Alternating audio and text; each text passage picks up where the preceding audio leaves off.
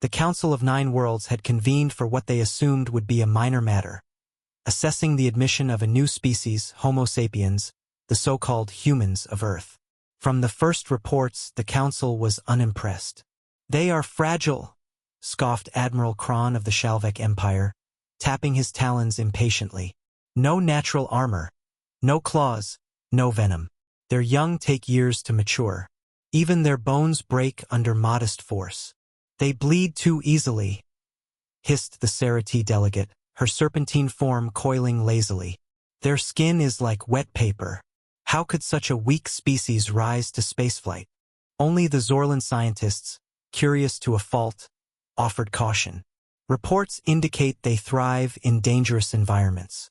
We should not dismiss them until—" But the Council ignored the warning. To them, humans were an evolutionary joke. So when the humans arrived to plead their case for recognition, the Council expected little more than an amusing distraction.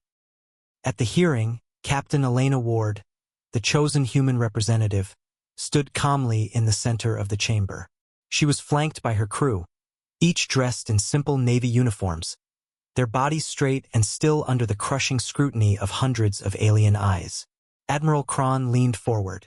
"Human," he rumbled. "Your species is frail. By every measure of strength, endurance, and lethality, you are beneath the Council's standards for a recognized power. Explain how you survived long enough to reach this chamber." Captain Ward's lips curved into a smile that didn't quite reach her eyes. "You call us weak," she said softly. "Perhaps you're judging us by your standards. But tell me, Admiral, how much does your world weigh?" The alien frowned. "What nonsense!" "Gravity," Ward interrupted. "Your planet pulls at you with what? 7 meters per second squared? Maybe 8. She gestured to the Sarati. "Yours is lighter still. Easy for your kind to slither and coil." She spread her hands, her voice rising. "But Earth crushes us at 9.8 meters per second squared.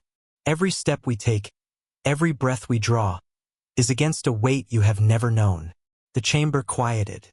"You think our bones fragile? They're dense enough to bear burdens your kind would collapse under. You think our muscles thin? They work every moment against a prison of gravity that would pin most of you to the ground." She paused, letting the words sink in. "We grew strong not despite our gravity, but because of it." The Council murmured, still skeptical. Admiral Kron sneered. "Words, perhaps lies. Prove it." Ward inclined her head. "Gladly." She motioned to her crew. A tall man stepped forward, carrying what appeared to be a large case. He set it down and tapped a control. The lid unfolded, revealing a training device. A bar of reinforced alloy weights, calibrated to Council standard measures. "This," Ward said, "is a mass of 200 standard units. On most of your worlds, lifting it would be difficult but possible. For you, Admiral, barely a test. For us." She nodded to her crewman. Without hesitation, he gripped the bar, bent his knees, and heaved. The metal rose smoothly above his head, his arms steady. He held it there, unshaking, before setting it down with a heavy thud. Gasps echoed through the chamber.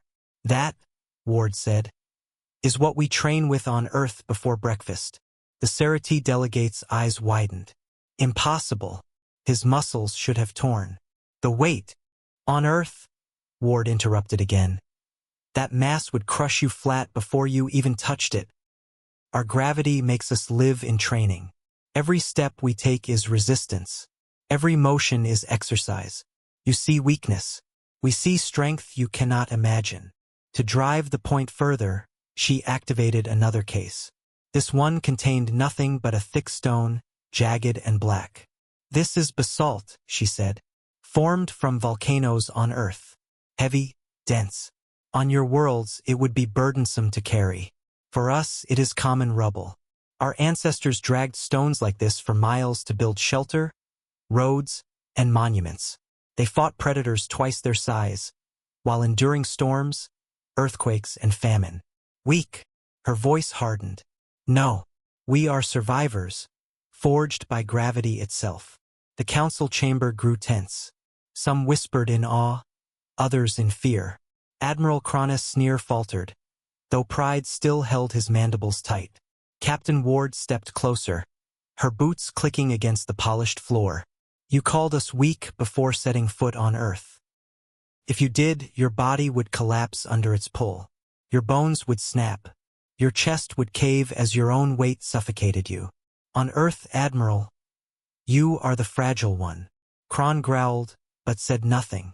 Ward turned, addressing all. So yes, we are smaller than some, softer-skinned than others. We bleed, we break, we scar. But what you call weakness, we call adaptation. What you call fragility, we call resilience.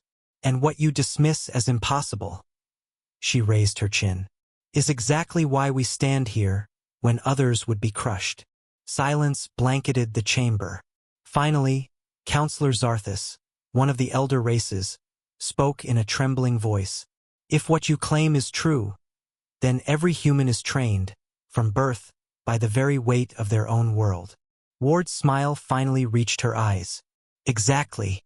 Earth is not gentle.